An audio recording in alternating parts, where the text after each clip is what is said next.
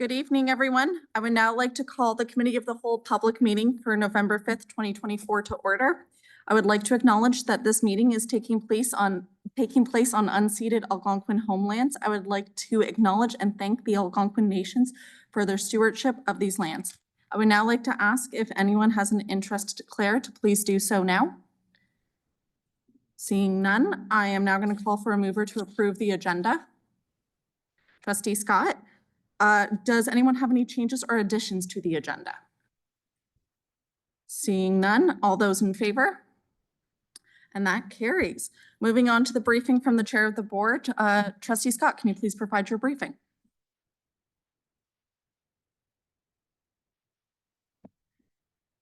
Good evening. I begin my briefing by highlighting the Treaties Recognition Week that is taking place this week. Each November, Treaties Recognition Week provides an opportunity for everyone in Ontario to learn more about and recognize the importance of treaty rights and relationships. At the OCDSB, as part of our ongoing commitment to truth and reconciliation, students and staff are engaging in learning that builds our collective capacity to understand Indigenous rights. I would also like to acknowledge, with deep respect, the recent passing of the Honourable Murray Sinclair, who chaired the Truth and Reconciliation Commission of Canada from 2009 to 2015. We will honour his legacy as we continue to work to implement the Commission's calls to action regarding Indigenous education in the OCDSB. Next, I would like to share that the annual board organizational meeting will be held on Tuesday, November the 12th. At this meeting, the board will elect the chair, vice chair, and chair of the budget committee for 2024 to 2025, and also appoint trustees to its statutory ad hoc and advisory committees. I would like to end my briefing with a few reminders. Tomorrow, November the 6th, is Post-Secondary Pathways and Career Exploration Day. Grade 9 students will participate in Take Our Kids to Work Day, while grades 10 to 12 students will be participating in Launch 2024, a one-day virtual Pathways and Career Exploration Conference.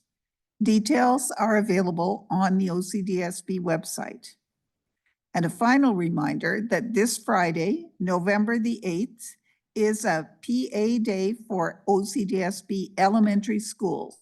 There will be no classes for elementary students and early ON centers will be closed. Thank you. All right, thank you, Chair Scott. Are there any questions for the chair at this time? Seeing none, we're now going to move on to the briefing from the director. Director, please provide your briefing.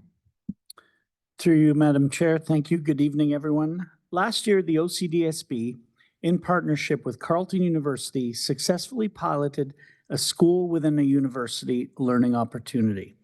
This year, we're expanding this partnering by partnering with St. Paul University. It's an excellent opportunity for grade 11 and grade 12 students to experience a university learning environment. For those interested, the OCDSB will be hosting a virtual information session for students, parents, and caregivers on Monday, November 18th from 7 to 8 p.m. More details will be shared on our website shortly. Also, over the next OCDSB Speaker Series will be a virtual session taking place on November 19th. The session will focus on bullying, a new approach to an enduring problem. Counselor, author, and speaker, Dr. Deborah McNamara, will discuss cyberbullying and help you understand what drives bullying behavior, how to prevent attacks, and how to guide children through various situations where bullies are involved. For more details, please visit our website. I want to also share that our schools are learning and reflecting as we approach Indigenous Veterans Day on November 8th and Remembrance Day on November 11th. This year, schools will once again observe Remembrance Day activities in a number of ways, including providing student learning activities related to remembrance, having guest speakers attend, and conducting in-person ceremonies. An in-person ceremony will take place on November 11th at the board office at 10:25 a.m. here in the atrium area. Community members are welcome to attend. Last but not least, a special shout out to the coordinators of the family conference that took place on Saturday, November 2nd at Woodruff High School, including Superintendent Prince Dua and FACE Coordinator Sama Suleiman. Thank you for your efforts in coordinating a tremendous event on our behalf. Thank you. All right, thank you very much, Director. Are there any questions for the Director at this time? Seeing none, we have no delegations this evening, so we will be moving on to matters for discussion, and I will now call upon the Director to introduce Report 24-114 Math Achievement Action Plan.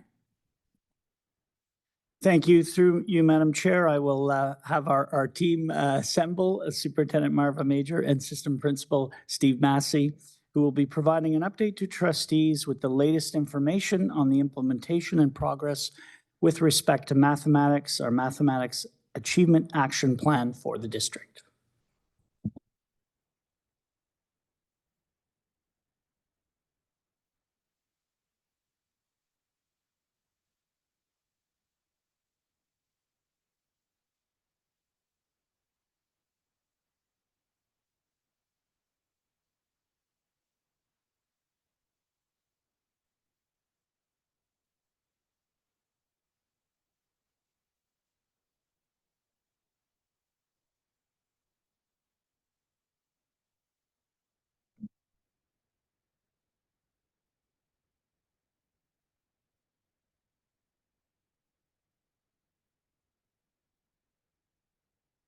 Good evening, Madam Chair and trustees.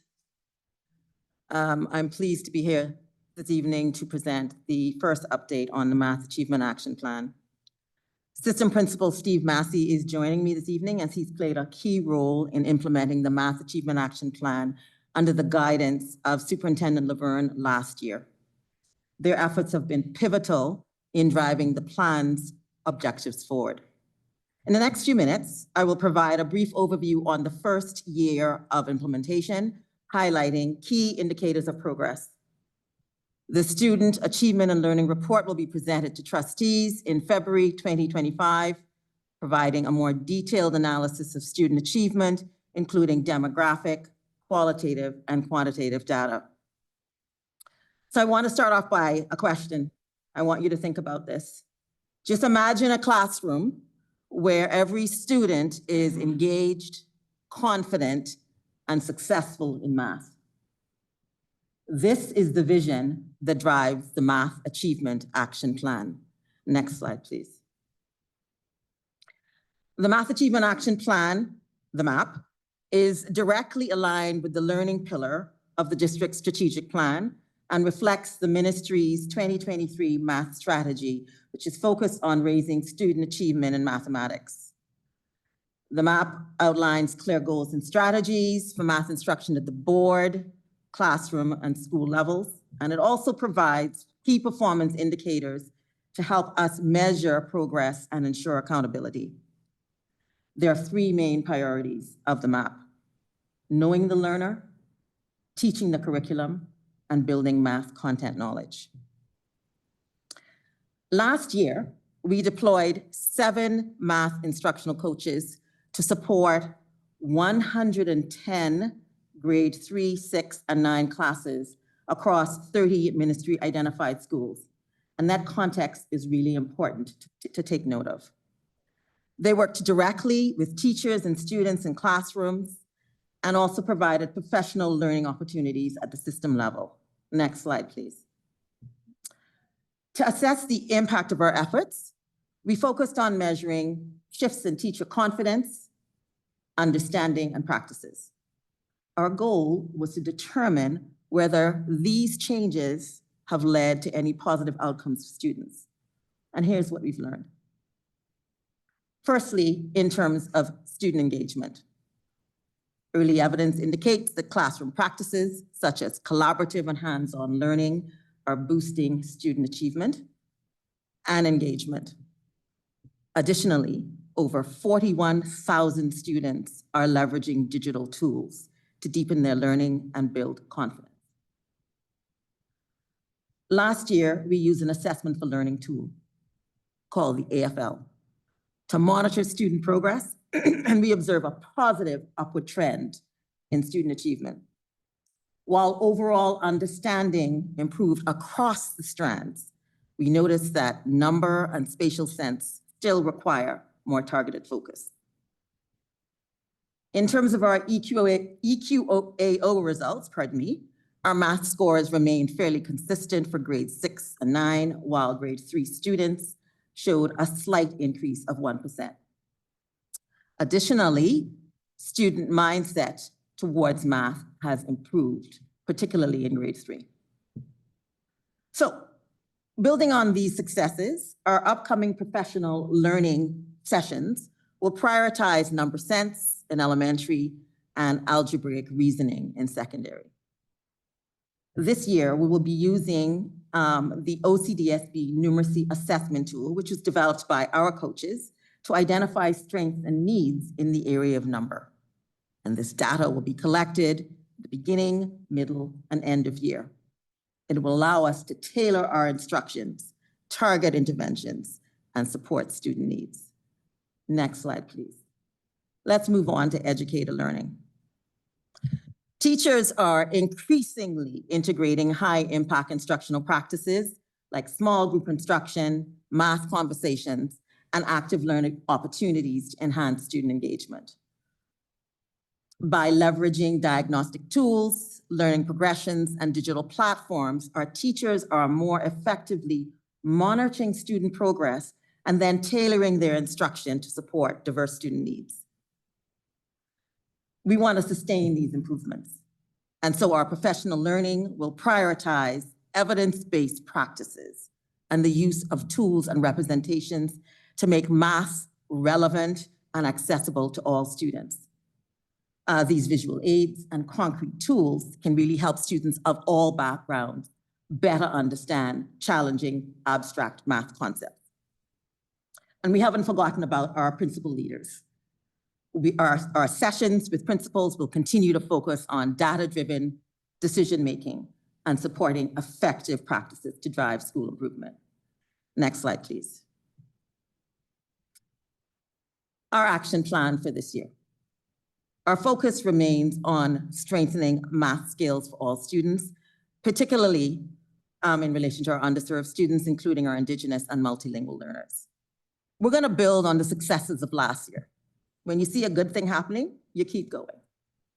So we now have 14 math instructional coaches to work with our teachers in ministry-identified schools, co-teaching, co-planning, reviewing student data, and implementing targeted interventions. That's a good thing. We're expanding our district-wide support through math network learning hubs, focusing on math content knowledge, culturally relevant practices, and high-impact strategies. We've been asked by the ministry to monitor our students on modified IEPs in math, and we're going to be doing that, really tracking closely their progress and ensuring that they're receiving effective support. Of course, we're going to continue to partner with our leaders to analyze student data, monitor student learning, and support effective practices at the school level. We haven't forgotten about our parents. We're empowering our parents to support their children's math learning at home. We've created a dedicated webpage with resources and recently presented at the family conference on hands-on math activities to support learning at home. We are strengthening our collaboration with our departments. I keep saying to the staff, we're growing a web. We're working with our learning support services, our Indigenous education team, ESL, equity and state teams to ensure inclusive student support programs. Additionally, we're going to be offering targeted PD for our ELD and specialized program class staff. So in conclusion, the Math Action Plan is really a roadmap for a future for where all of our students can excel in math. We've already seen those early indicators that we are improving student engagement, supporting teacher development, and working towards more equitable outcomes for our diverse learners. We look forward to continuing the work. Now open for questions.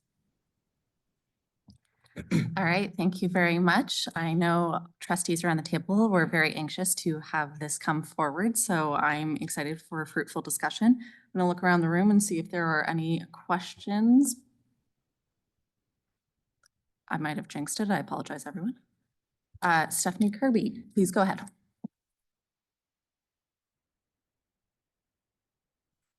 Thanks, Stephen. Through you, Chair. Thank you for the report. And certainly I have heard from some of my math colleagues, particularly in grade 9, that they've been receiving a lot more professional development opportunities and supports, and that's much appreciated.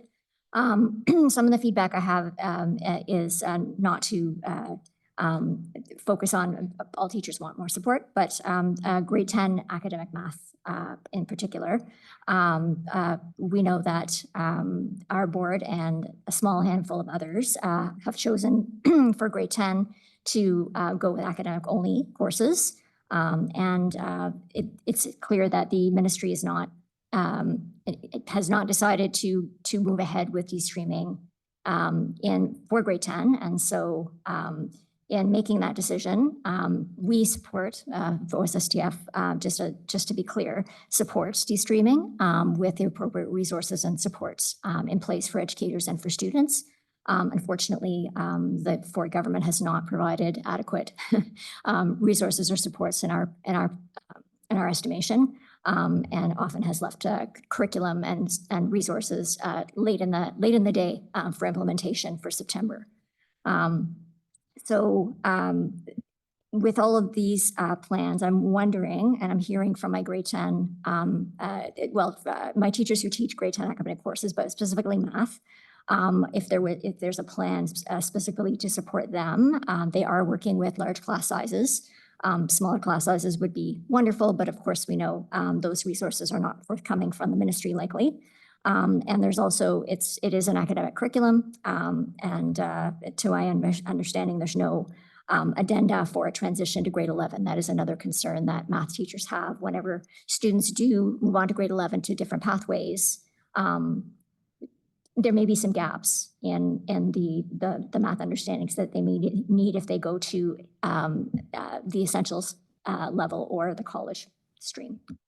So wondering if you can comment on that, please. So I'll certainly begin, and my colleague Steve will certainly continue on. Most definitely grade 10 is an ongoing issue that we are certainly focused on as well.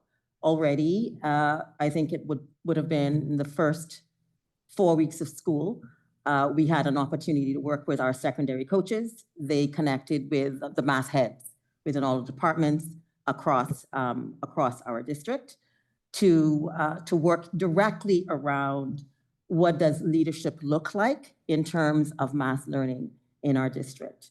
They engaged them in hands-on learning activities in relation to math. It was a fabulous learning opportunity, and in fact, a follow-up from what has started in the spring. We expect to have another session in the spring again with our math heads. Additionally, we engaged in we called it a road show, focusing specifically around the learning and support of students, of math in all grades. So at each school, we invited math teachers, whether they taught grade 9, grade 10, 11, or 12. They were all invited, including our spec ed and ESL, our student success partners. They were also engaged in this learning. So we do recognize that the needs are also beyond grade 9, and we are certainly including them in our thinking in relation to all of the PD that we are providing. Thank you, Superintendent Major, and through you, Madam Chair. Thank you for the question. As I think about the curriculum, as I've said before, the Ontario curriculum is incredibly strong right now in terms of a continuum from grades 1 to 9. The ministry is, I believe, looking at revisions to the grade 10, grade 11, and grade 12 curriculum. It hasn't been revamped in a while. There was an update in grade 10 to link it to grade 9 grade 9 curriculum. But in unpacking the fidelity of the curriculum, so our understanding of what is required to be taught, there is a very strong link between grade 9 and grade 11. Grade 10, we have some work to do in terms of working with staff, working with parents, and working with students in terms of what is the purpose of the grade 10 course. As I say, there's a strong link between grade 9 and grade 11, and there's a strong link between grade 7 and grade 11. So we last year put resources together to support, actually 2 years ago, to support the implementation of de-streaming in grade 10 across the compulsory courses, including math. So there are resources there. We also allocated staffing resources last year to have a grade 10 demonstration classroom where a specific teacher ran a regular class in grade 10 in the afternoon, and in the morning worked with other grade 10 teachers across our secondary schools to try new high-impact instructional practices, evidence-based, to increase content knowledge, and to really focus on alignment to the curriculum. I also want to note the statistics in terms of student success. As you know, mathematics has been de-streamed in Ontario at the grade 9 level now.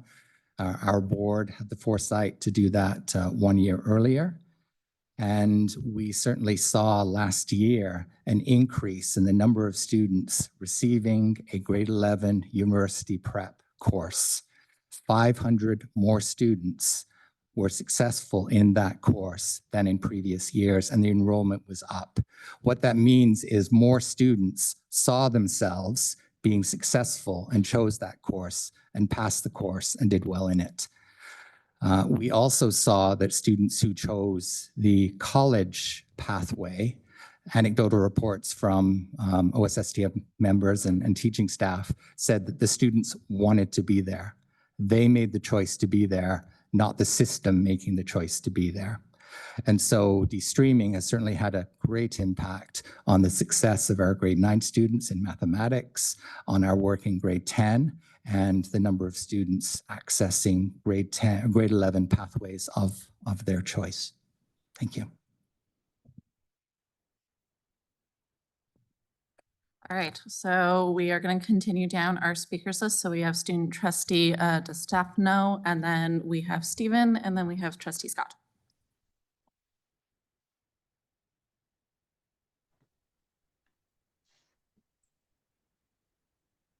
Thank you. Just as a student who has faced some challenges in the past with math, sorry, one moment. I've noticed some gaps in my learning that kind of impact my current progress in math. So I'm just curious to know if there's any plans or initiatives in place to support students who may have similar gaps in their learning.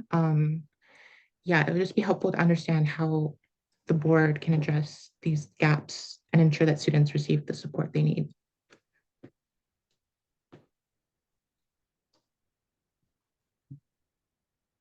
For you, Madam Chair, thank you very much for the question. It is a question that we're working really hard on. As I said earlier, the Ontario curriculum right now is a very strong curriculum, well recognized for its cohesion. And one of the major areas is we're thinking about fidelity of the curriculum. So what we're actually teaching in our classes is the idea of a continuum of a curriculum. So there are concepts taught in grade 2, for example, that might be leveraged in grade 11. There are concepts that you need to access in grade 5 to understand the curriculum in grade 7.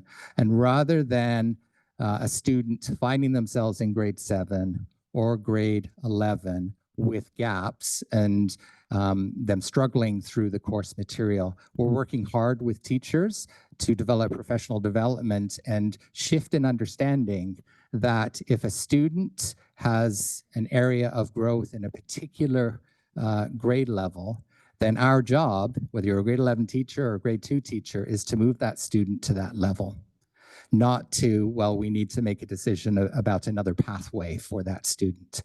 I think I shared last year a great example that will stick with me for a very long time was a student in, I believe, a grade 10 course who was not having success in a particular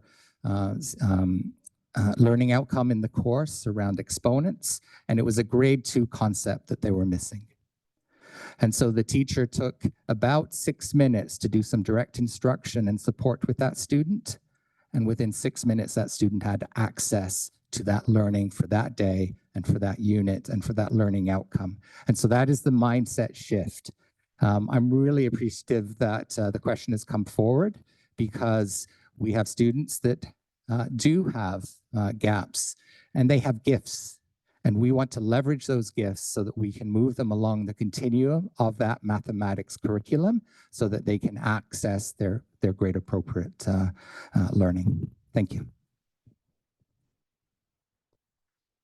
All right, thank you very much. If there are no other questions from the student trustee, we'll go to our next speaker. So Stephen, please go ahead. Thank you, through you, Chair. Just 3 questions that I want to focus on. One of the things I hear from teachers is having that opportunity to have face-to-face conversations with their colleagues, their math teacher colleagues. I know that that is something that's being offered to students, having those math conversations, and I know that those are really important. I know as a math teacher myself, I've always appreciated having that opportunity to sit with my colleagues and discuss math and establish best practices. We all have different ways of doing it, but I think that that's something that's really, really important, and something that teachers haven't seen enough of over the last, I would say, 5 years. Number 2, the importance of having teachers coming into math instruction, coming into parachuting into classrooms, as opposed to being able to establish an environment where they can set up that math learning environment. I know that that is something I've brought up in the past, but again, I think sometimes that takes some of those instructional minutes away from students. That teaching partner, that environment that we establish as teachers in classrooms is so important. So that is something I'm hearing from teachers over and over again, and myself, having been a math teacher in an English to French immersion environment, I know that I held on tight to that classroom that was my partner.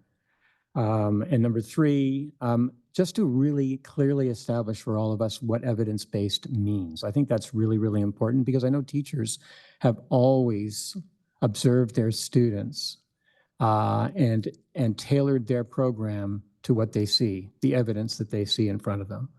And so is that what evidence-based means, or is there another meaning? Because it is kind of being introduced in a way that it's new. And so it's new compared to what was it before. So I think just to clear that up for me, those 3 points. Thank you. Questions, actually. You, Madam Chair, and thank you for the question. So I think your first question was regarding opportunities for teachers to engage in those face-to-face conversations themselves. We do recognize that the math conversations are really critical learning pieces for students. And it definitely is one of those high yield impact strategies that we encourage teachers to engage in within the realm of the classroom. For the teacher as well, that certainly is an important piece. I know through the job embedded coaching relationship, that is a wonderful opportunity to be able to engage elbow to elbow with another colleague in terms of those math conversations. We're going to be in November launching our learning hubs, our math network learning hubs, and they are targeted for specific grade levels.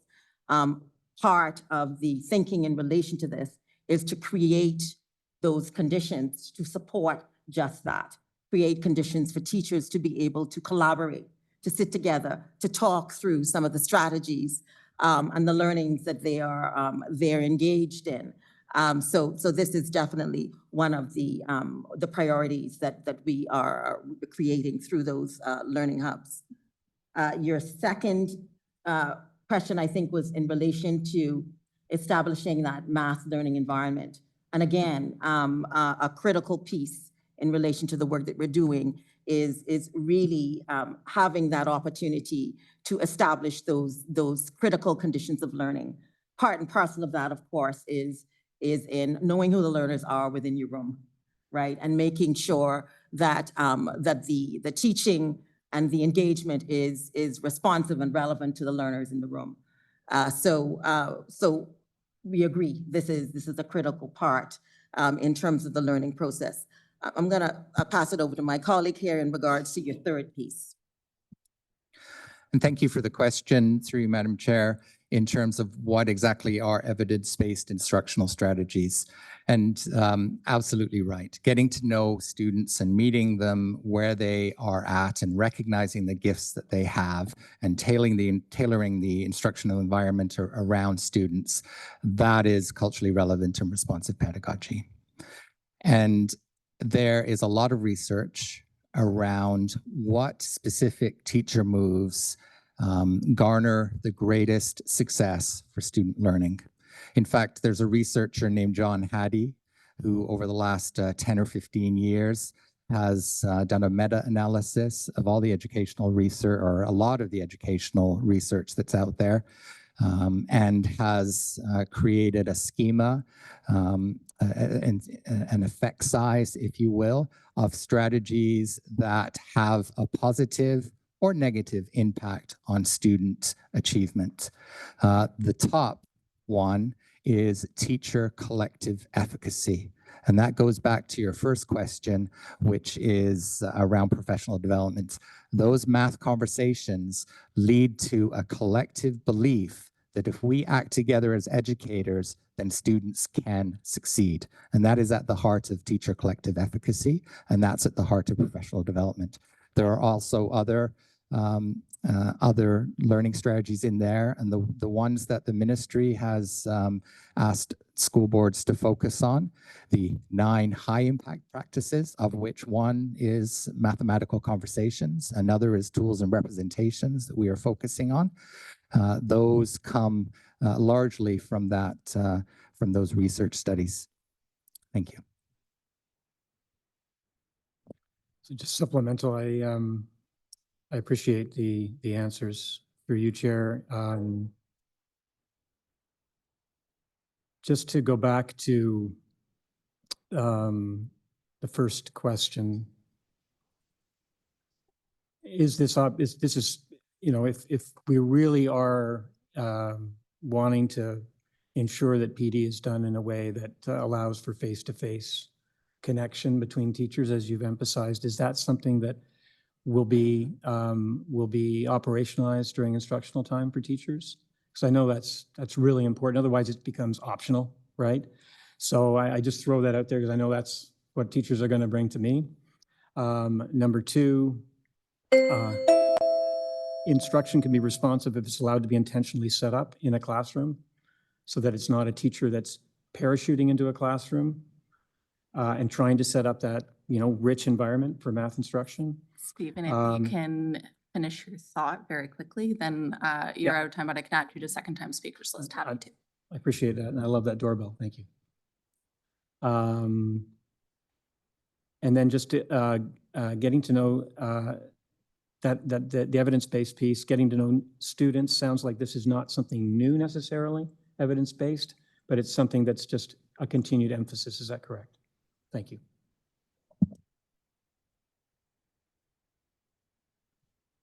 Through you, Madam Chair. Just in relation to your first question, yes, we will be providing release time for staff to engage in those important learning opportunities. So thank you for that. Your second question was in relation to, I'm sorry, if you could repeat that, please. Yes, it's around teachers moving to students as opposed to students moving to teachers. So just, giving teachers the opportunity to use the classroom as that partner and intentionally set up those environments as opposed to sort of trying to cobble it together in a few minutes as they prepare to teach their class. Thanks again for that question, and through you, Madam Chair. So yes, we are most certainly looking at the teacher having the opportunity to use the classroom as the third teacher. I think this is what you are you're referring to, and really looking at students coming to the classroom realm, certainly in relation to trying to support student needs.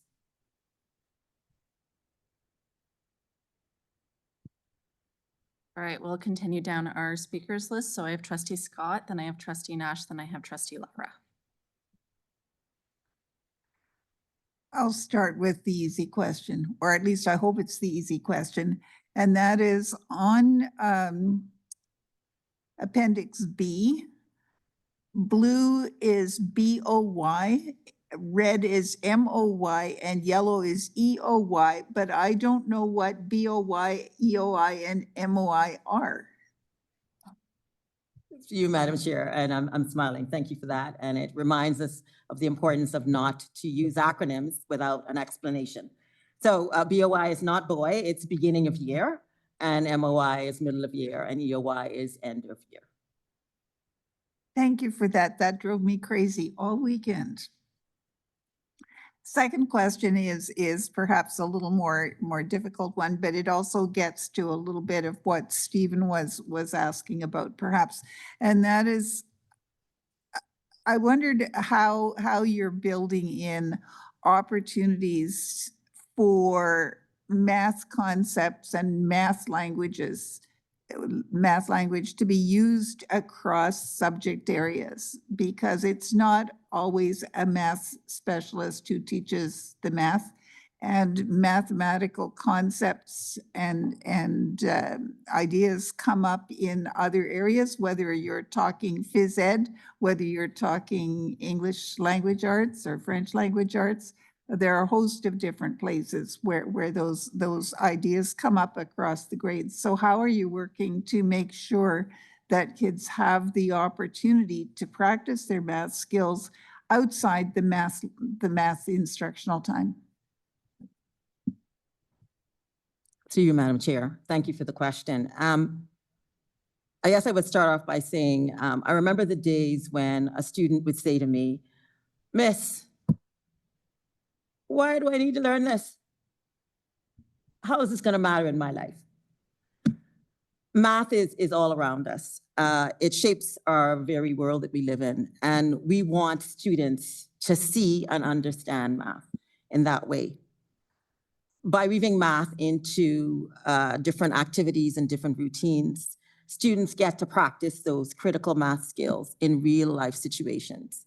And so we want students to understand the relevance of math in their everyday life. Through the learning sessions that we're offering, we're encouraging teachers to engage not only in what I call cross-strand work, so that's looking at math in different math skills across the different strands, but cross-curricular work, looking at math within other curriculum areas. So we're encouraging teachers to integrate math in that way in their teaching. For example, in social studies, students can be analyzing the population data, let's say, of Indigenous communities. I'm thinking of a grade 6 curriculum. And they can be using graphs and charts to identify trends. In music, they can be learning about fractions as they explore rhythm and beats.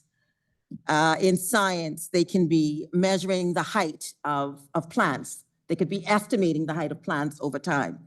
And they can be recording that information on tables and using bar graphs. Even in terms of our everyday simple routines, whether it's taking attendance, doing calendar routines, we encourage teachers to engage in using intentionally math language so that students can really see the relevance of math in all that they do. The more that we provide these opportunities to create these real life math experiences, the more students will see the relevance of math in their lives. And I don't know if Steve would like to go ahead. Thank you, Superintendent Major, and through you, Chair. Great question. Thank you. When we think about mathematics education in the past, perhaps experiences have been that math is only what you do on worksheets in the math class. And we are working really hard, and we're seeing evidence in our schools of cross-curricular mathematics. Maybe not named mathematics, but a great focus on patterns and understanding the tools and how we can access the particular curricular and also understand the representations. So what I mean by that is when I think about patterns in a poem, when I think about patterns on the court, when I think about patterns in a science class or in music, that is number sense. Understanding how numbers and patterns work together outside of a classroom and inside of a classroom is pivotal to the understanding of mathematics. And so that is why one of the areas we're focusing on is number sense and spatial reasoning. I also would like to say that we've had the opportunity to engage in professional learning on the professional development days in September. And there's, as was spoke about earlier this evening, there's one for elementary coming up this Friday. There is a focus on number and patterns for all staff through that PD. And in the upcoming secondary professional development, which is happening at the end of this month, there's a focus on financial literacy. And if you look at all of the secondary curriculum, it's not just in mathematics. There's 4 pages dedicated in the physical education curriculum to financial literacy. And it's more than just dollars and cents. It's about financial literacy, global financial literacy and good citizenship. It's about understanding economies, understanding marketing. And so from a secondary perspective, we're really looking forward to engaging all of our staff in that conversation around financial literacy, whether you teach art, science, French, English, or mathematics. Thank you. Trustee Scott, Thank you. before you jump in, the director would also like to respond to your question. Thank you. Through you, Madam Chair, I couldn't agree more with Assistant Principal Massey and Superintendent Major.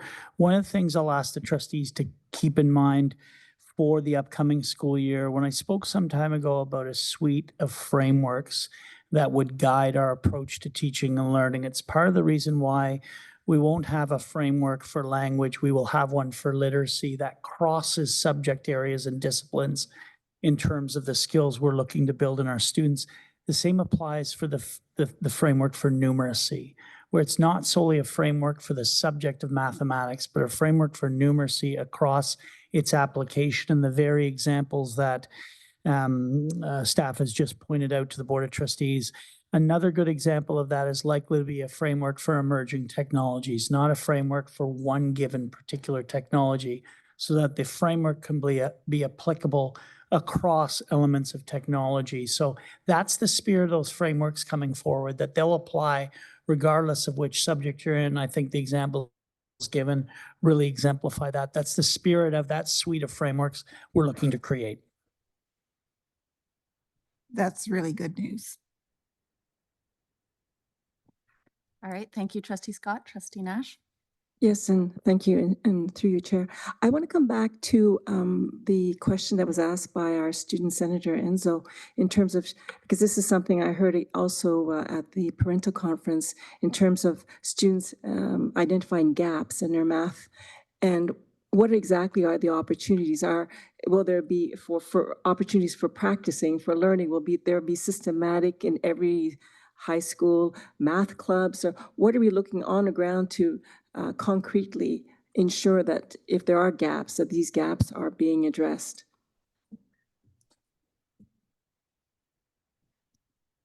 Thanks very much for the question through you, Madam Chair.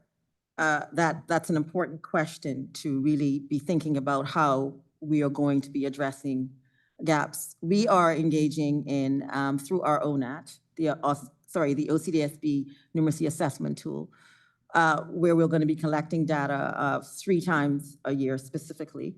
That data will be really critical in terms of our reporting, but more importantly, it's on the ground data that teachers can use to get a really close understanding of where a student is at.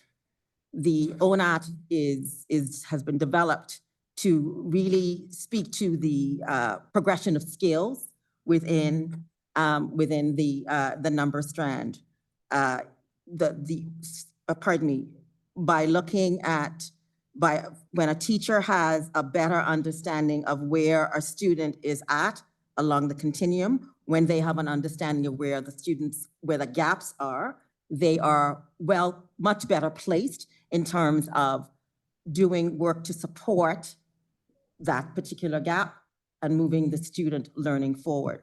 So learning progressions, learning continuums that we use are critical tools to really help us in understanding where students are at and help us in terms of targeting those interventions to move them forward. Did you want to add anything to that?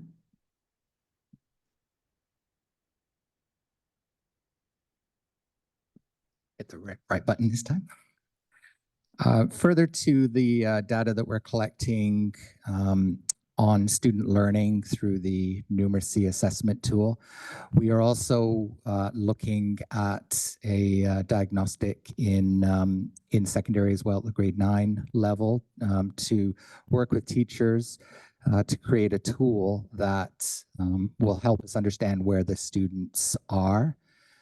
We also focus, and I go back to an earlier question about math conversations.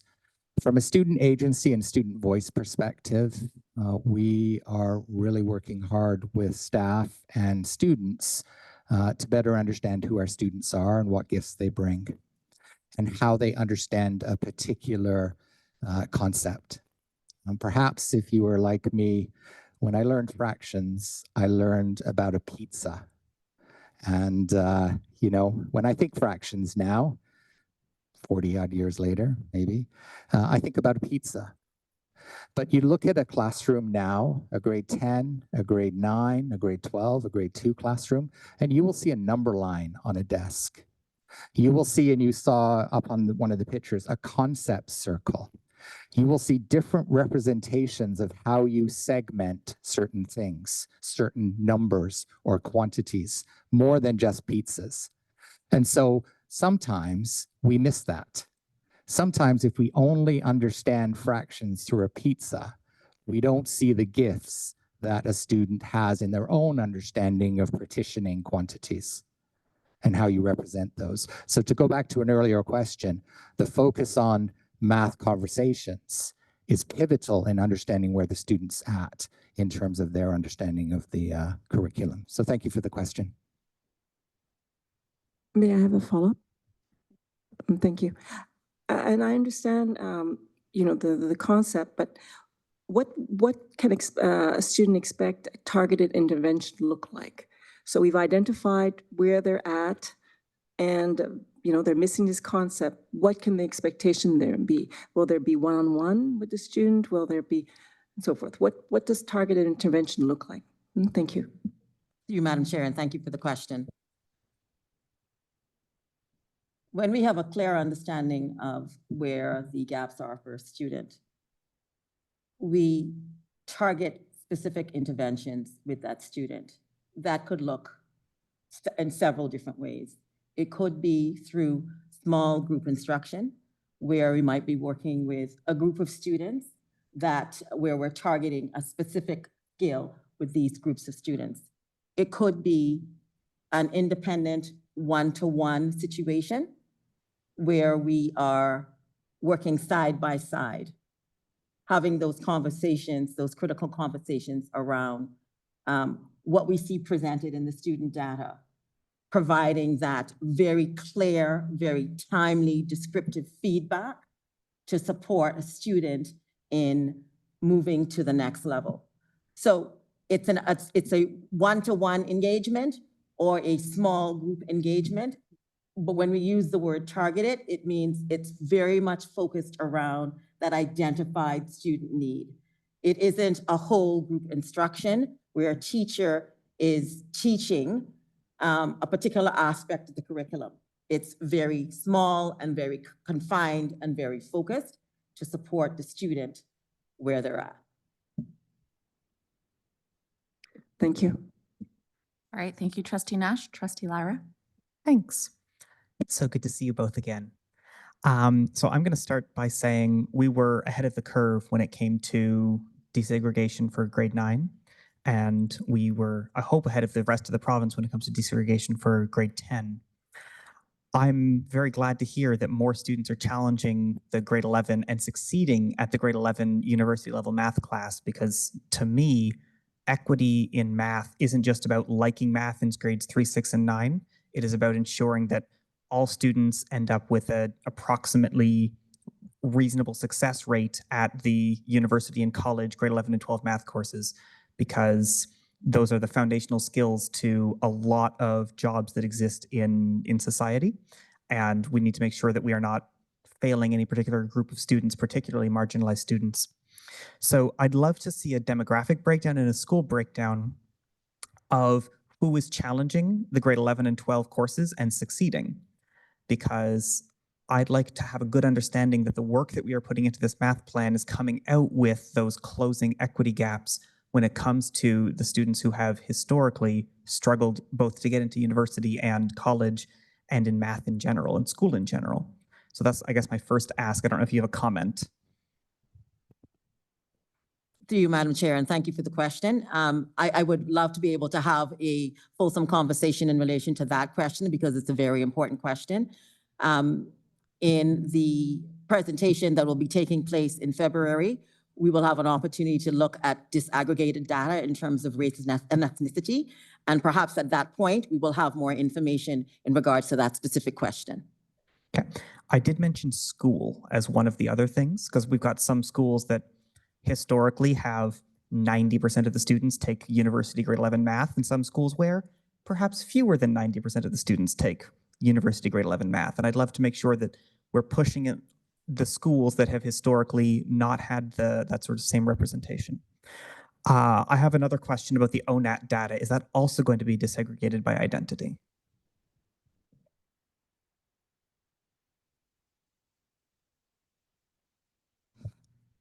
Thanks for the question, and for you, Madam Chair.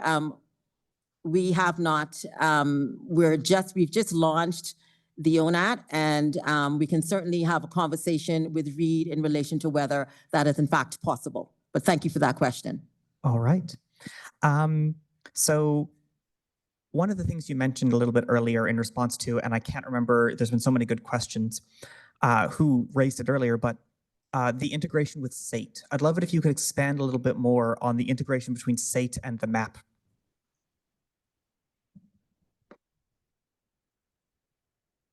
To you, Madam Chair.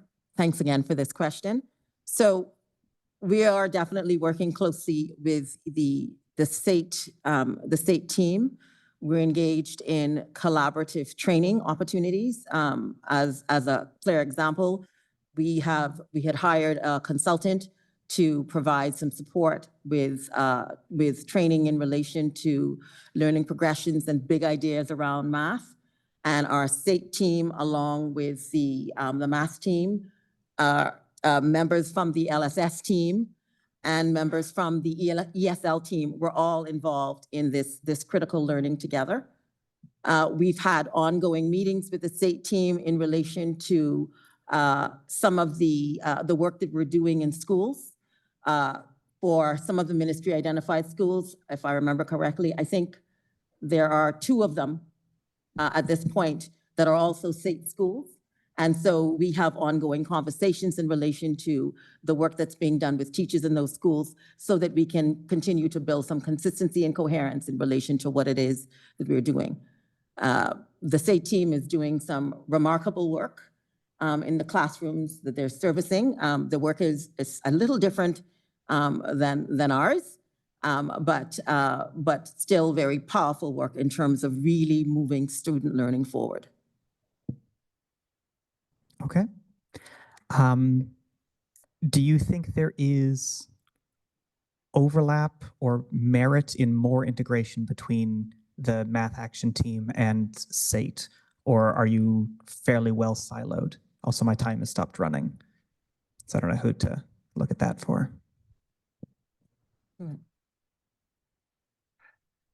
Thank you for the question, and through you, Madam Chair.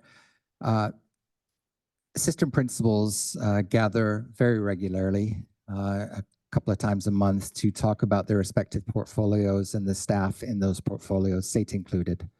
And so, for example, later on this month, we are running some professional development for our coaches or staff that are in schools, whether that's learning support, the Indigenous education team, pathways, student success, literacy team, math team, so that we are making sure that we're not bumping up against one another. We are complementing one another. We are not duplicating services. We are supporting one another in that regard.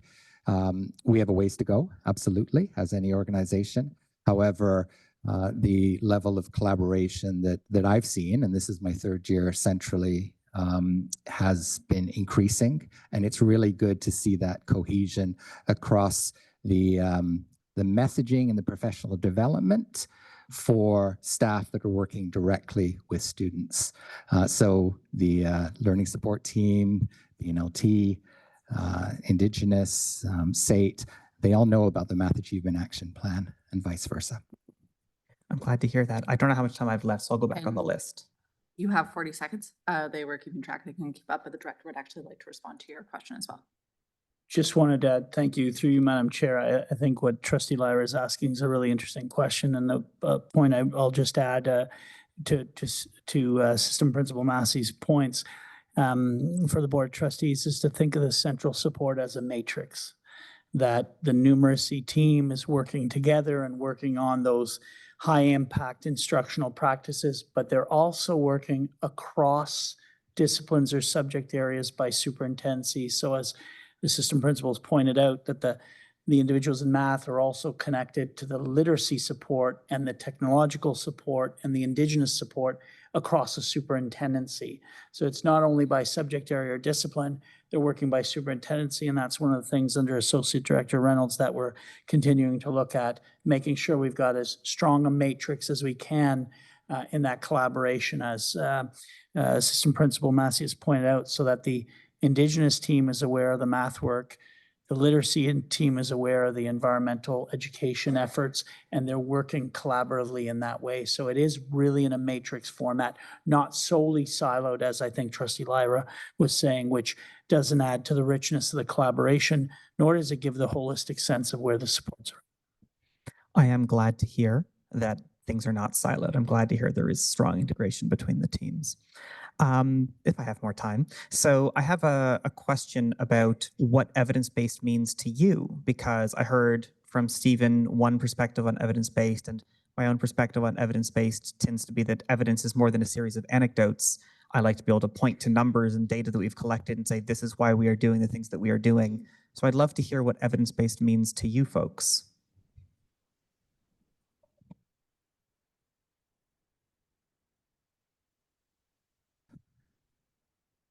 I think it revolves around, how do you know? And so when we're working with students, alongside students, and we see a particular learning need, and we decide to do something about it, how do we know that's going to have an impact? And that, to me, is fundamentally what evidence-based means. If I see changes, or we see changes in student learning, student understanding, student problem solving, then that is evidence-based. We can certainly point to the literature for more academic definition, but when it comes down to teaching, it's about the moves that we make as staff and the impact on the students and how we know what we're doing is making a difference. Okay, I will hop back on the list because I know I had like 8 seconds this time. All right, thank you, Trustee Lyra. Are there any other first-time speakers around the room? If not, I am going to ask Trustee Presley if she could take the chair for a moment, please. Go ahead, Trustee Milburn. All right, thank you, Trustee Presley. All right, so I have 2 questions that are related to this plan, with the understanding, though, that I know February is when we're going to have more data come in front of us for discussion. So my first one is, throughout the report, we compare our results to the ministry results, and I'm wondering if it's possible or why we don't compare to the other school boards in Ottawa.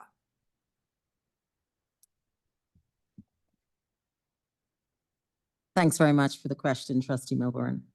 So comparing our results to the ministry data helps us understand how we're doing in relation to other school boards across the province. I can certainly see how looking at the results in relation to within our region might be helpful, particularly if there are similar boards that face challenges that we are facing. It can certainly provide us with some insight in terms of their successes and how this can benefit us. I did take the liberty of looking at, for example, our counterpart in the Catholic Board to see what their results have revealed. And, oh dear, you are challenging me right now with this.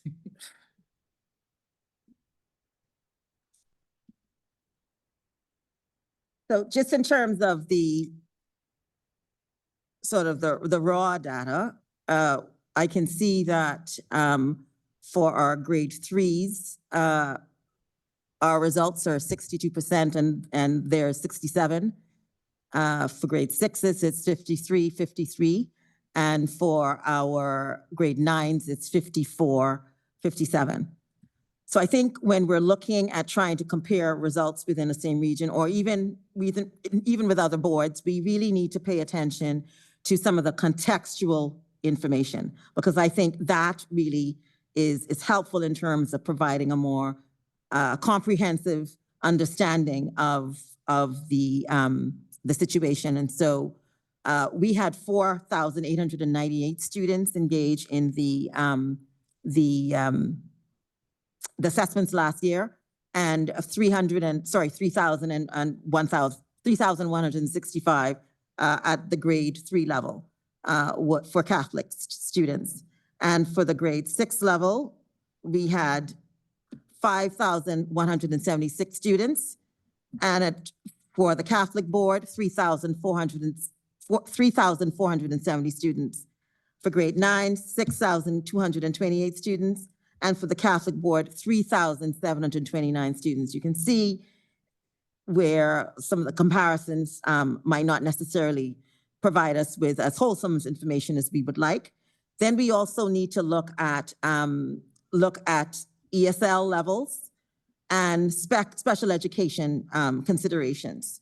So for our board, we had 13 students who were ELL learners, 13% and 8% for grade 3, 16% for grade 6, 6% for the Catholic Board, 19% grade 9, and 5% for the Catholic Board. And in terms of special education, 13% of our students were special education students, 15% for the Catholic Board, grade 3, grade 6, 21% for us, 24% for the Catholic Board, and for grade 9, 21% and 21%. So certainly I think it's important for us when we're doing any comparisons to really have a sense of those contextual pieces, because they do add flavor in relation to understanding some of the assessment results, and they in fact may influence some of the assessment outcomes. Thank you for that response. Trustee Milburn, I believe the director would like to add a response as well. Really appreciate Superintendent Major's explanation of some examples of the contextualization, which is really important. 2 points just to add from my perspective. One is, especially when it comes to exemption rates, the provincial assessments, like any other assessment we engage in as an organization, is an opportunity to guide future instruction. It's a learning opportunity. It's not an opportunity to deny that learning from a student who is able to participate. So from my perspective, any assessment isn't a value judgment on our organization. It's an opportunity to learn more about our learners, and that's important to keep in mind. The second one I'll point out, in addition to the contextual pieces that the superintendent has pointed out, is that the curricula are not the same.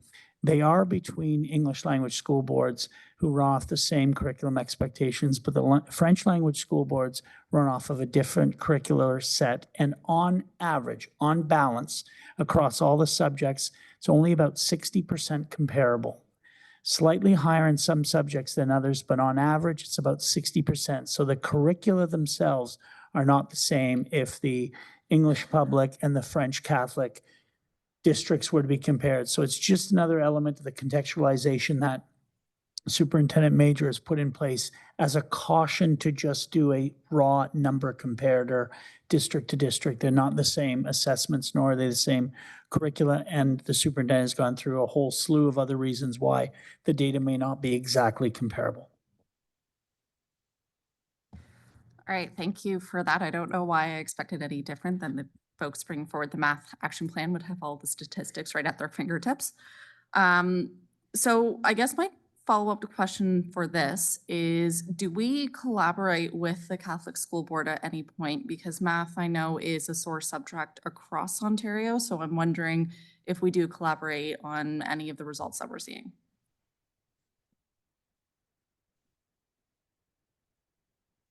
Thank you for the question. And yes, we most certainly do. It's interesting that you asked this question. I had a call out to my counterpart in the Catholic Board just yesterday. So thank you for that. We collaborate not only with the Catholic Board, but also other boards within the region. I think we can always learn about different experiences and see how those experiences can implicate the work that we do.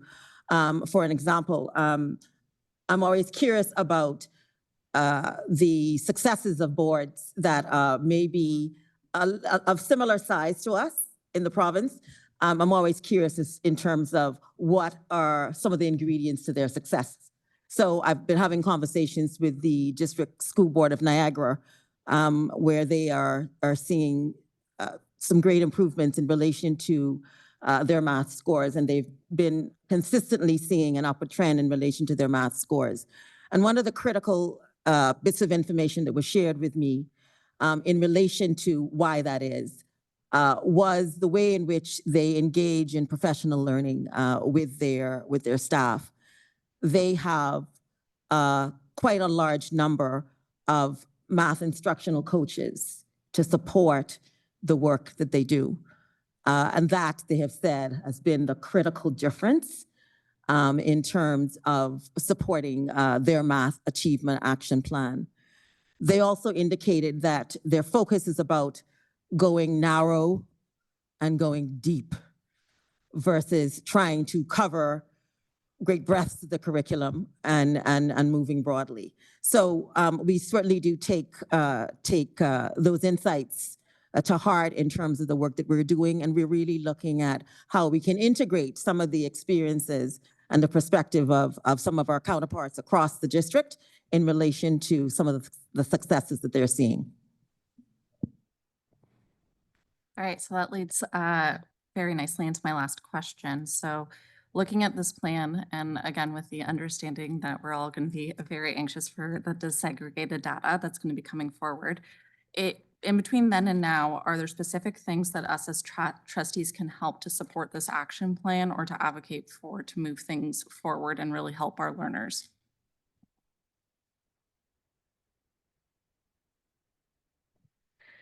My colleague here says that I'm smiling. Do you want me to repeat?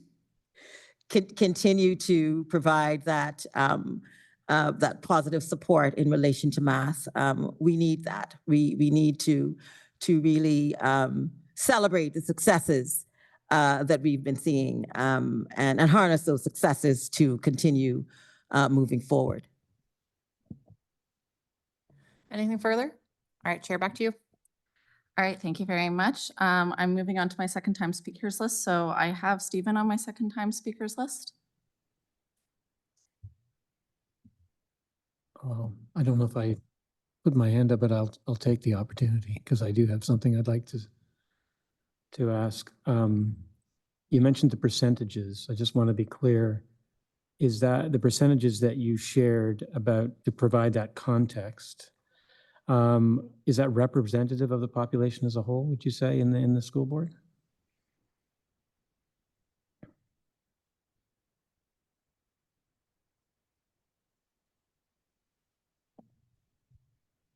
I believe that this is representative. It's just based on the information in relation to the students that were involved in the assessments. So representative of the whole population, it's a sampling, but the percentages would be representative Of that. of the whole population. Is that what you're saying? Okay, thank you. All right, thank you, Stephen, and apologies. First time speaker, trustee Jenkins, please go ahead. Thank you, Chair, and thank you for your report and really interesting questions and discussion. In your slide earlier, you talked about family support. Can you just elaborate on what that looks like? What sort of resources are available to families so that they can support their children? To you, Madam Chair, and thank you for the question. We have right now a dedicated math a web page on our website providing some information about our Math Achievement Action Plan. And we've also identified some key resources that families could use to support their children at home. These resources include, for example, tutoring support that's available, web-based resources that they can access using the internet. TVO has a number of really rich resources that are available to support families with students from kindergarten all the way up to grade 12. We've also, we will be putting out a newsletter which provides additional resources that we will be attaching to this webpage for families. The work that we did in regards to the family conference was really important work, having a variety of workstations, and I know that there were several trustees that came by and visited, and we thank you. We thank you for you being present for those pieces.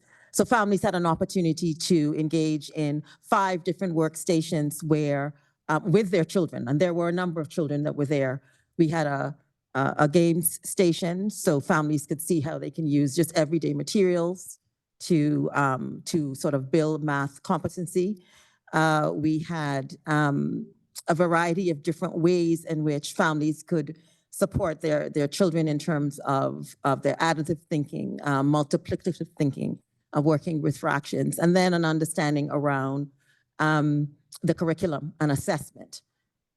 This was actually families really felt they were very attracted to that because they didn't know what students would be learning at different times throughout the curriculum, and so that was very revealing for them. We're also going to be engaging in offering opportunities for basically a replication of this at family math nights. So we'll be partnering with schools in our different superintendencies to provide, again, those opportunities to support families. Thank you for that.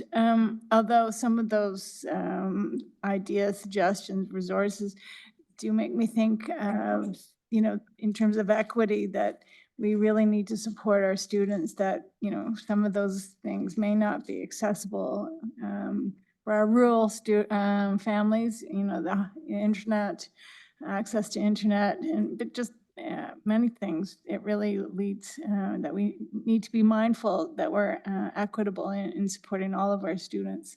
Thank you. All right, thank you, trustee Jenkins. Continuing down my second time speakers list, I have trustee Lara. Thanks. A quick question based on what the director said. Is my understanding we encourage every student to challenge EQAO? Is this the practice at all districts? Through you, Madam Chair, I think there's various reasons why students are exempted from the assessments, a whole slew of ones, medical and other, for instance, various accommodations. But as a district, I can't speak on behalf of other districts, but I can say for our district, we encourage every student who is able to participate to do so. We learn something from the assessments, but there are various exemption rates from district to district based on a number of factors. I would say on balance, just on conversations with colleagues across the province, I think it's the spirit of most districts, all districts, to have as many students as possible participate. Can you elaborate on how a student who is exempted impacts the percentage score of a district? So when it comes to the provincial assessments, there's 2 scores that are given. There's one predominantly public, and that is the overall score, which includes all students who were registered for a given grade. There's another parallel score for those who actually participated. The reason provincially that the scores that are public are the ones for all students is so that the system can have a gauge and so that the system isn't gamed, where students would purposely be exempted to increase scores, let's say. So that's part of the reason why there's a real impetus and onus and really responsibility to have as many students participate as possible. Thanks. I appreciate the intention behind not allowing school boards to game the system, because otherwise we would see less scrupulous school boards choose to exempt students to inflate their scores and then advertise it. I did have a question about, there was a funding portion mentioned in the report.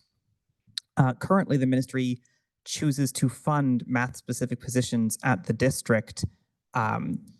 If the ministry stopped choosing to fund those positions, where does the math team rank against other initiatives that the district is pushing for in terms of where we choose to allocate discretionary funding? And I know I have asked you which, like you whose child the math program is, how important is it? But maybe it's a better question for the director. I think I'll jump in and save staff for that perspective, although I would have been interested in the response. I would say, much as our multi-year strategic plan indicates, literacy, numeracy are part of a set of core skills that are critical as foundational elements. It's not to say that they happen first and everything happens after that, but the work that's happening through the exceptional work of the team, Steve and Marva to begin with and leading it, but throughout our mathematics coaches, our numeracy coaches, our literacy coaches, this is important work for the district. We count on the provincial funding to establish positions such as instructional coaches.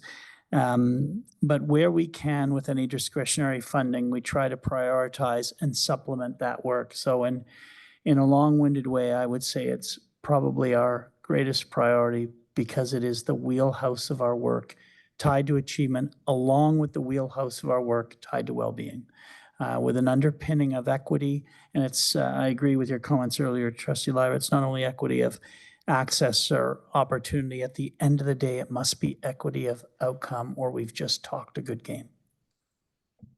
Thanks. Those are all of my questions. Sorry for putting you both on the spot. All right, going down my speakers list, I have Trustee Dixon. Through you there, Chair. Thank you.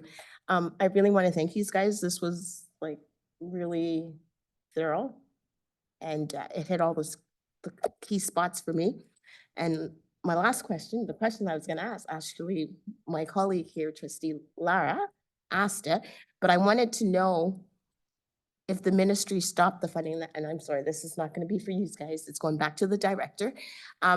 What is it that we have in place to make sure that we still get the outcome that we want?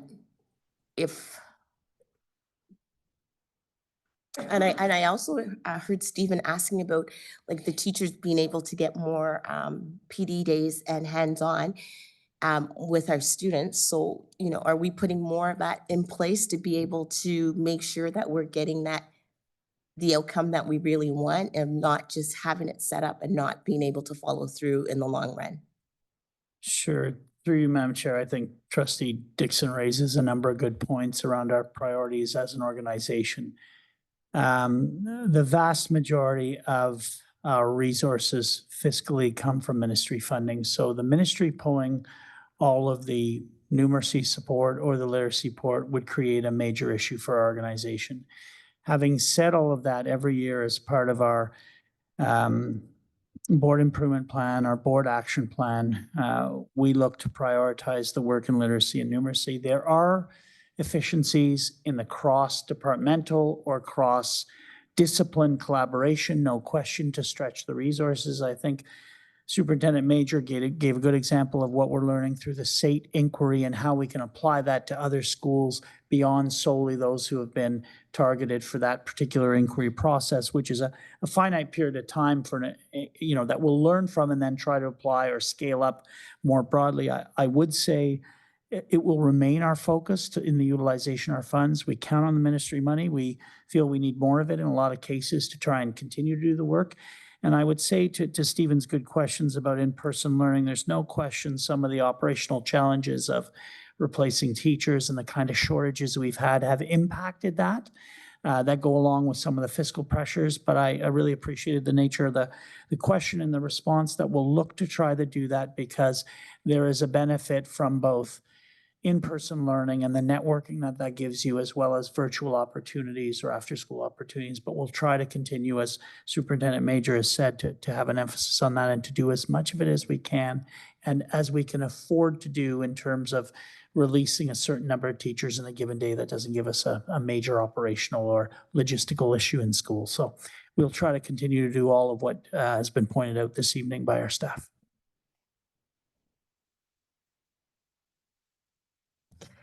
All right. Thank you, Trustee Dixon. Are there any other questions around the room? Stephen, please go ahead. Just one last comment, going back to what the director mentioned, and that was this idea about core curriculum and that focus on literacy and math. And I know that's not a gateway for everyone, for all students. And it speaks to the fact that we don't have qualified arts teachers anymore. We don't have teacher librarians in elementary schools anymore. And so I just bring that forward as a concern. As a teacher, I know that, the entry point for me as a student was the arts, was music. And without that, I don't know how I would have made it through high school.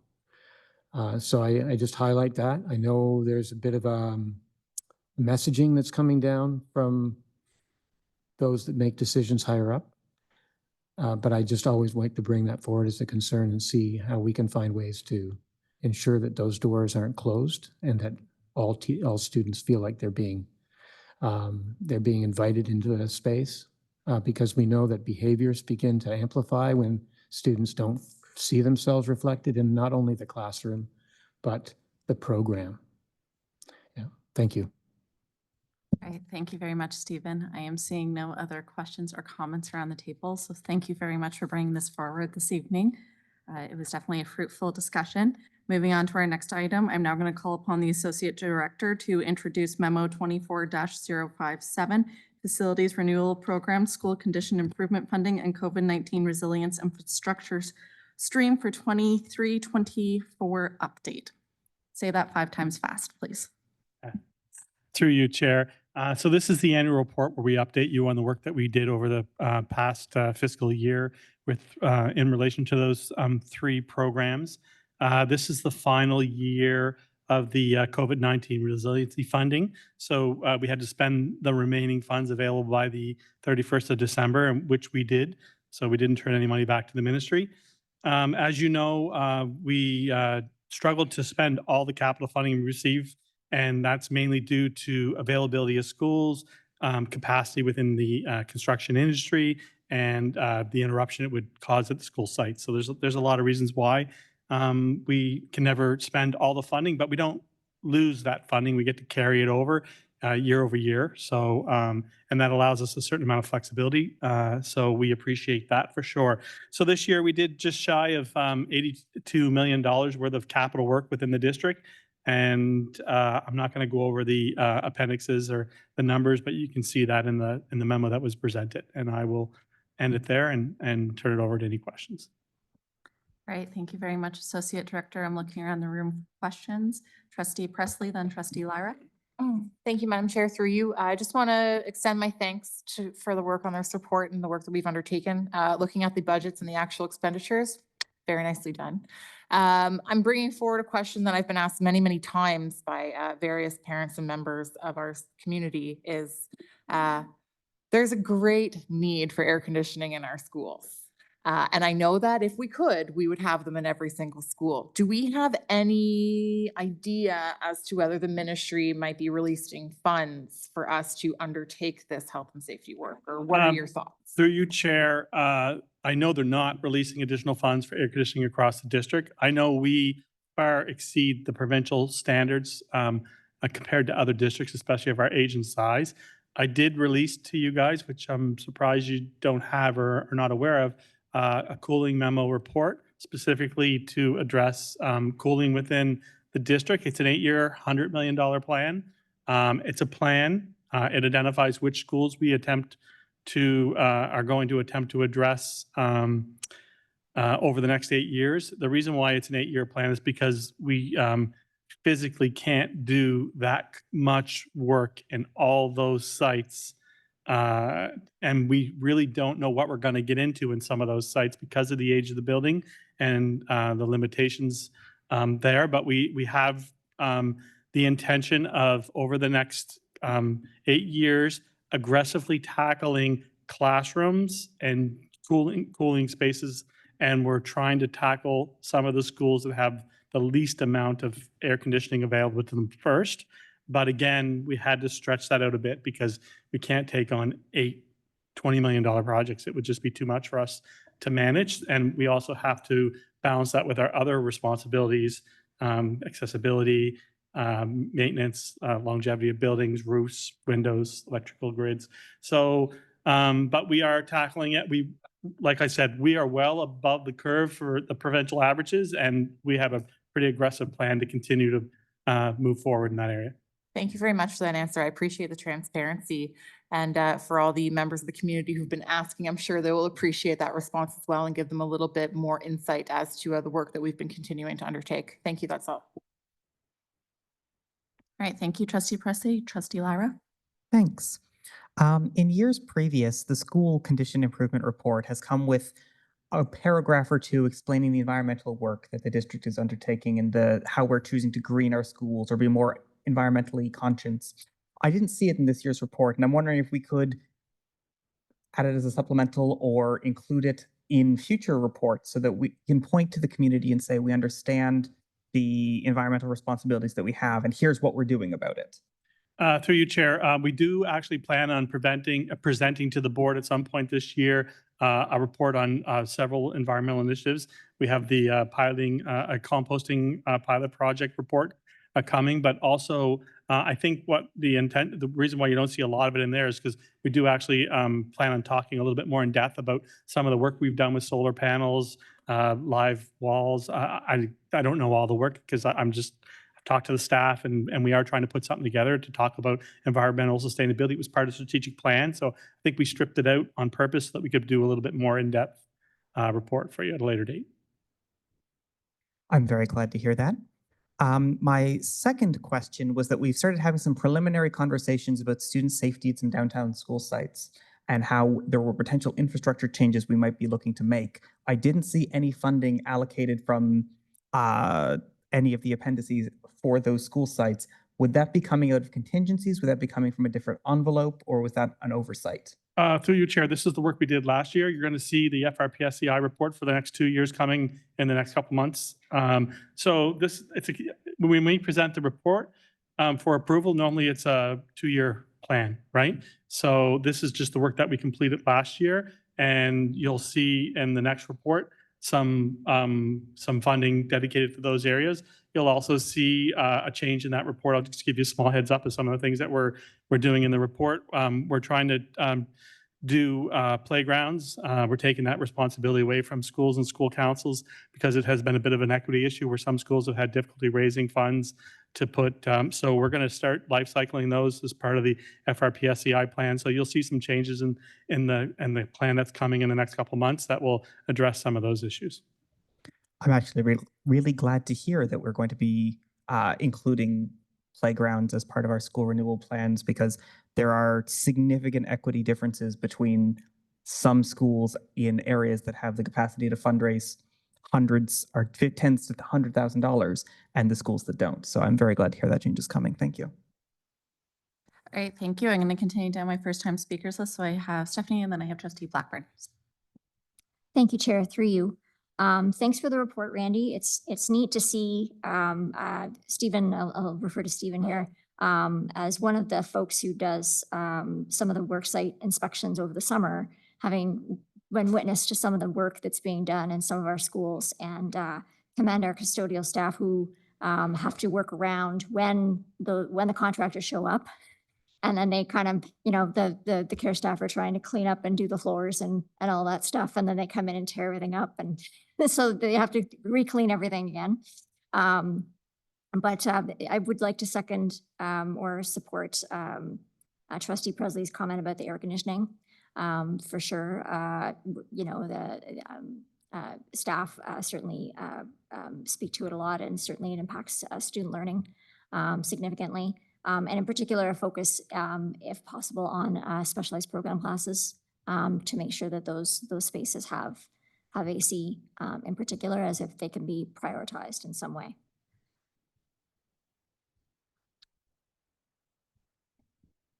Through you, Chair, I don't have the report in front of me, but I will make sure we go back. So it's a two-pronged report, right? So that's the report for the major infrastructure capital investments that we plan on making over the next 8 years. I do realize that those schools that are a little further along on that 8-year capital plan might need some interim solutions.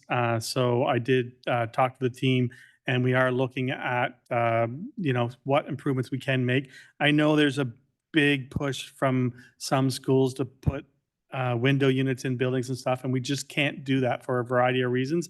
There's safety issues, there's electrical grid issues, there's mold issues, there's sensitivity issues, there's noise issues. It's just not as simple as the public would like to think it is, or schools or folks would like to think it is. There's a lot of reasons there that we can't just do that. But there are portable units, and there are some things that we can do. And the main focus will be ensuring that schools have some cooling spaces so they can rotate kids through where we don't have air-conditioned classrooms. But in the long run, it is to get air-conditioned classrooms in as many schools as we can, right?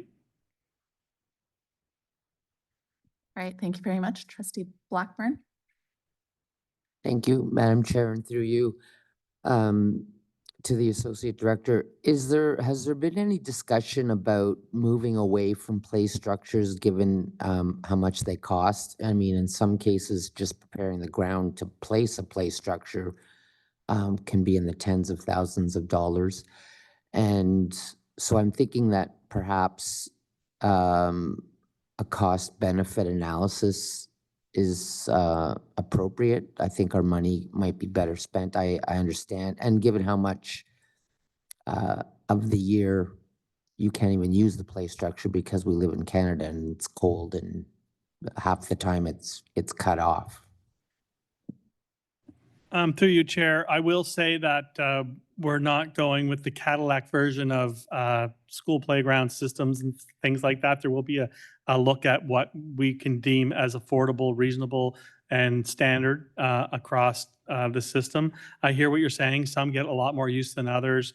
There's some that are more of an eyesore, if I had to be honest, right? And there's some danger issues, and then there is some landscaping issues around them. So I know my team's looking into all those things, and I'm sure before we move forward with the recapitalization of the ones that are in the system, we'll have some probably answers to what the plan will be for them, and I can bring that back. I probably can talk a little bit more intelligently about it in the report that I will present at a later date when we're moving forward with an actual FRP SEI plan for the district over a 2-year period, for sure. Thank you. That is all, Madam Chair. Director would also like to address your question as well. Just wanted to add, I think Trustee Blackburn, you raised a good point in balancing any structure that a school might have with naturalized play spaces as part of that comprehensive plan to balance that out. Sometimes the structure is helpful and useful and used, but having it balanced on a property with other options that I think we'll look at as an organization. All right, thank you. Are there any other first-time speakers? Trustee Scott. Just picking up on that, I heard the word naturalized environments, and I always worry when I hear that phrase. I think of the shiny catalogs that we periodically see illustrating how to do outdoor education and so on, where it really seems to be a matter of if you make it out of wood, it has suddenly become a naturalized environment. And if you move the furniture outside, you are having outdoor education.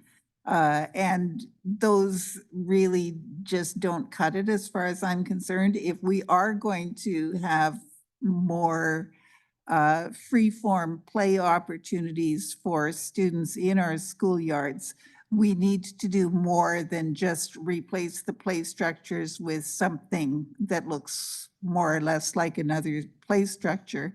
And we need to do more than simply move classroom-style furniture outdoors. I think there's a lot we should be thinking about in terms of finding ways to make the environment friendly for kids to engage in genuinely creative outdoor play. Would any staff like to comment? Through you, Chair, I hear what you're saying, and I can bring that challenge back to my team. I'm not sure we were there. I know I have had some discussions with my general manager of facilities about different types of natural play options. I know we talked about how regularly used some play structures are and aren't at different age groups and things like that. I know that they're looking into some of those things, and I'll make sure that we try to address some of them in the report. I will say there is, though, a pretty strong demand from some community schools for the renewal of the infrastructure that they currently have or something similar in a playground unit. So, and we've seen it in the past where some communities have mobilized because they couldn't raise the funds to replace those units. And we've received some publicity in particular around some of those issues. So I'm not sure we want to totally do away with those kind of structures, but I do think that there is a balance or a blend there that we could try to achieve, maybe with some school input and with some planning to see what's in the realm of possible, for sure. All right, are there any other first-time speakers? We'll go with Stephen and then we'll go with Chris Walsh. Thank you. Through you, Chair. Just a quick question. I've noticed more and more schoolyards installing artificial turf, and some of those schools are ones that can raise the money, or that they had a construction project that was neighboring their school, and the contractor gave them money to install artificial turf. So I know every space has its advantages, and sometimes grass is not easy to maintain, and therefore there needs to be thought put into how they can construct that space so that it is sustainable and it can be used by students. So I just throw that out there because of the cost, and then you may have something to say about that. Thank you. Through you, Chair, I definitely do. We are absolutely looking at artificial turf in some places within the district. It's often an urban issue where we do have significant difficulty in maintaining grass properties, and artificial turf is a better longer-term solution for maintenance and for usability, but it is super expensive, and the last thing we want to do is to get into the cycle of having too many of these artificial turfs places in the district where we have to renew them, 10 years down the road, and it chews up some of the flexibility that we need to maintain within the FRP SEI funding levels to address other maintenance issues. So it's definitely on our radar for some sites, especially smaller sites and hard to maintain sites, and ones where we might be able to get into some community partnership for usage, not for them paying for it. Not a big fan of having someone else pay for something that we own and then being obligated for 25 to 30 years. But I am interested in if there's the right places and spaces where we could invest in a bit of artificial turf and then lease some of that usage out to the community after hours and things like that. Those kind of decisions could be beneficial to both the community and the district. So we will definitely, we definitely have that on our radar and are looking at a couple of options in that area. All right, we'll go to the next speaker on the list. So Chris, please go ahead. Thank you, Chair, and through you. just switching lanes a little bit from the playground, but keeping in mind accessibility and whatnot in your capital projects. The just a question around the planning of the capital projects, and as I've worked a long time in my career in fiscal support programs, and I've been around to a lot of sites so far this year, and I'm seeing a lot of great projects and sites where there's been some improvements to washrooms and to learning spaces for people with developmental disabilities and whatnot, and access issues. But the question is more around the planning of this, and more or less, is there any room for frontline worker having some consultation, or even the students themselves having consultation in developing these spaces? And the reason I ask this is, you know, it's for people who work in that or live in that environment. Some things may seem obvious kind of thing to them, but where a constructor or a contractor may not, kind of thing. So thank you. Through you, Chair, we absolutely encourage those who have concerns or notice things that we're not picking up on to bring those issues forward through either their custodians or their principals and vice principals. We absolutely work with our principals and vice principals on the priorities within their school. We know when students or when schools are receiving students with certain limitations and that need certain accommodations, and we absolutely work and react based on some of the feedback that we get from the system and the way we do our planning. And sometimes it's stuff that we do during the 2-year plan, but we absolutely set aside contingency funds for those kind of purposes. And we're very reactive when the situation changes or we become aware of something. So anytime we can get any voice on any items that need to be addressed within the system, we would welcome that feedback to the facilities team through whatever way we can receive that feedback as part of the planning. And it doesn't have to be during the planning cycle. We'll take it any time, and we'll do our best to react in the most appropriate way. All right, continuing down our first time speakers list, Lily Miller, please go ahead. Hi, thank you.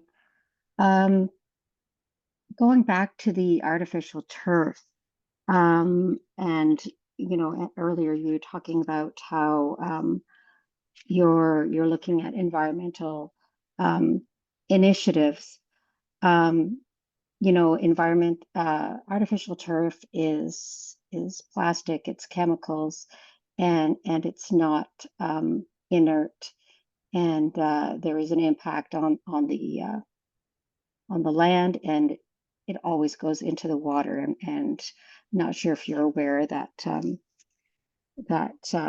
there's plastic particles. You know, there's a problem with plastic particles in the water. Just wondering if you have someone on your team that addresses these kinds of things when you make decisions like this.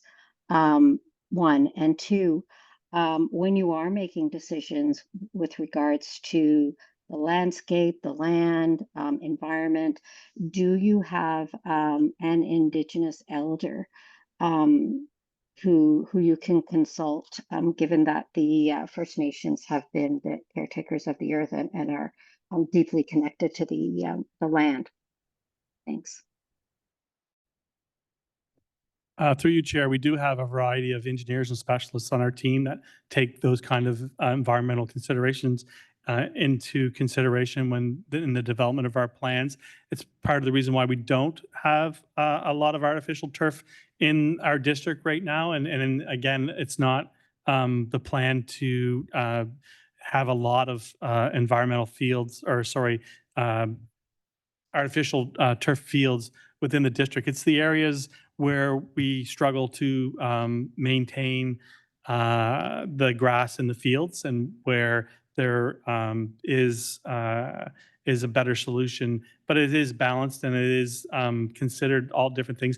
And I will say there is no specific elder that we consult or work with when we develop our plans. Lily, I'm just checking before I go to the speaker that was everything.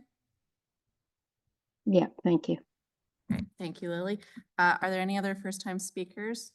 If there are none, I'm going to ask Trustee Jenkins to take the chair, please. Go ahead, please. All right, thank you very much. So I appreciate, first off, all of my colleagues that asked all the questions about air conditioning because it was definitely on my list to ask about. One of the questions I had, and it's more of a clarification. So in Appendix A, we have a carry forward for accessibility for 2023 to 2024. And I'm wondering if you can expand on what that carry forward is, and is it the completion of projects that just weren't finished up in the school year? Through you, Chair, it's the partial completion of some projects and the remaining committed funds for the rest of the work. So some of our elevator projects particularly take a long period of time. There's different types of projects that have to be done in phases. So it's part of that. That's why there's a carry forward in that envelope. All right, wonderful. Thank you. And then my second question is that I was really glad to see that we have been continuing the work on upgrading the air purification systems. This might not be in this memo, but it might be in the report. Do we have any data points to show a decrease in sick days due to these upgrades, or any like positive benefits that we're seeing within our schools when we're doing all of these upgrades? Through you, Chair, it's unfortunately that there's a lot of different things that we're doing on the wellness front to try to bring sick leave down. And I can say we've seen a decrease in short-term sick leave last fiscal year. We still don't have numbers for this fiscal year.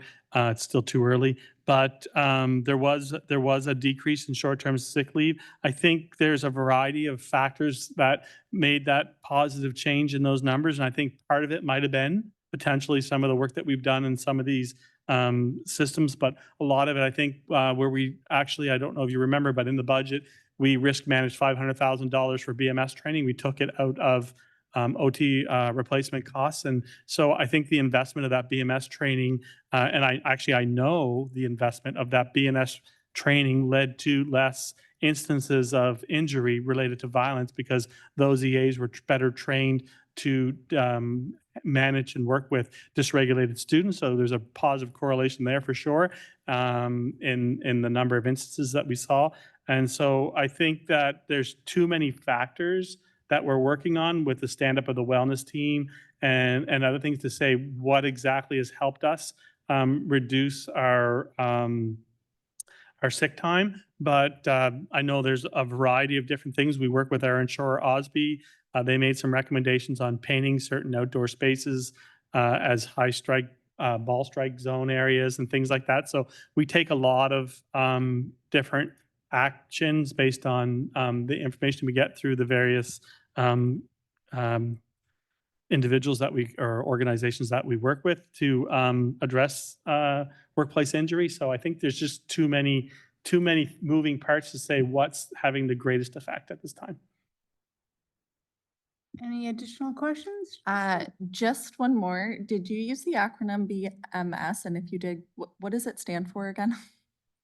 I don't know exactly what the term, I think it's behavioral management system. So it's a type of training that some teachers and EAs get as far as how to work with dysregulated students and maybe just give them confidence and skills to help reduce the potential for injury to both the child and to the educator. And so there's another next level training that we're looking at. So I think I don't remember the name of it, but it starts with an A, I believe. And so we've been really working with employee services and on trying to find the right tools, training, and things that we can do to provide our educators with the tools they need to help better support students and themselves in the workplace. Is that it for questions? Back to you. All right, thank you very much. I'm going to my second time speakers list. So I have Trustee Lyra. Thanks. I just wanted to have a quick say on the concept of play structures and community spaces, because I want us to remember that particularly in our older urban communities, the school playground might be the only green space or community park that exists in a neighborhood. And when we consider whether or not there should be a play structure or what that space should look like, I think it's really important to remember that we might be the only green space for an entire community. That's all. Thanks. All right, thank you, Trustee Lyra. I'm looking around the room to see if there are any other speakers. All right, Seeing none, I'm going to move on to, thank you very much for bringing forward the memo, and I'm going to move on to items for information and look at Trustee Lee if there is an OSTA update this evening. So I also like to thank the members of the community who came out to watch the not biannual, semi-annual public governance meeting for OSTA. During the meeting, the OSTA board did make a decision to continue the suspension of the MTC program until the end of this school year. This is primarily due to the ongoing logistical issues with having enough drivers and the OSTA staff needing the flexibility to consolidate routes as drivers leave or they don't return following the winter break.